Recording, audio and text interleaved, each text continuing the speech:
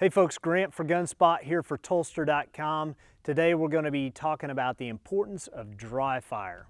Hey folks, dry fire is really super important, and you've probably heard that before, or maybe you haven't. There are a surprising number of folks that think dry fire is going to damage your gun, and so I hear that routinely when I offer folks or suggest for folks to incorporate dry fire in the skill development side. Without a doubt, if you're running a good modern handgun, you do not have to worry about dry fire causing a breakage in your firearms. My suggestion is to dry fire daily. You don't have to spend huge amount of time, but you do need to spend a couple minutes a day in dry fire. So what dry fire is to me is not just the act of pulling the trigger. That's part of it, but dry fire is processes in your technique. So it could be drawing finished with a trigger pull, or it could be drawing without a trigger pull. It doesn't really matter. Both of those are important, probably good to practice both, but we don't want to be one-dimensional and only worry about the trigger pull itself. So today we're going to be working on incorporating dry fire into the draw. So we have a nice training aid here with our rubber dummy. I always like to use a visual aid or training aid to help me stay engaged and more focused in what I'm trying to do, adding a sense of realism. But today I'm going to be working my concealment draw and presentation onto the target.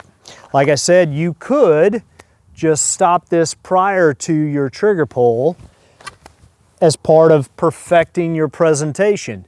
Now, another thing that you can do is you can add in some other very valuable training aids. My particular favorite training aid is the dry fire mag. I wish I could tell you that this accessory is available for every firearm on the market, but that would be a lie. They're only available right now for Glock, Smith & Wesson M&Ps, and I believe they have the SIG P320 and the XD/XDM series is on the way if my memory serves me correct. So what the dry fire mag does, or what it allows you to do, is to pull the trigger and it resets the trigger bar so you can get follow-up trigger pulls.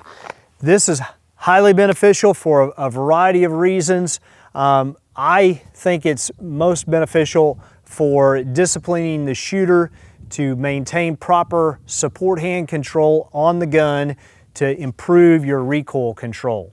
So again, I'm using this dry fire mag to practice my presentation and follow-up shot. The only thing missing is the recoil, but I still am getting that value in my support hand control on the gun. This training aid I came across a couple years ago.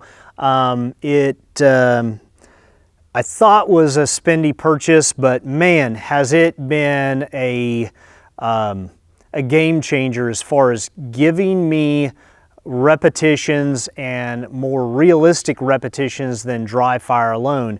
What it does, if you can see the top of the magazine here, it makes contact with the trigger bar in the gun, and as I squeeze the trigger, it resets the trigger so I can get repetitive trigger pulls, which you can't do in most of your striker fired guns. If yours is different than the Glock, in my case, you may not need a dry fire mag, but for those of us that are typically getting one trigger pull and then you have to reset the slide, the dry fire mag allows you to never have to rack your slide again and get those multiple in succession repetitions. Great training aid. I would not be without one for my training personal development. So that's it for this video. Thanks for watching. Remember, train hard, your family deserves it.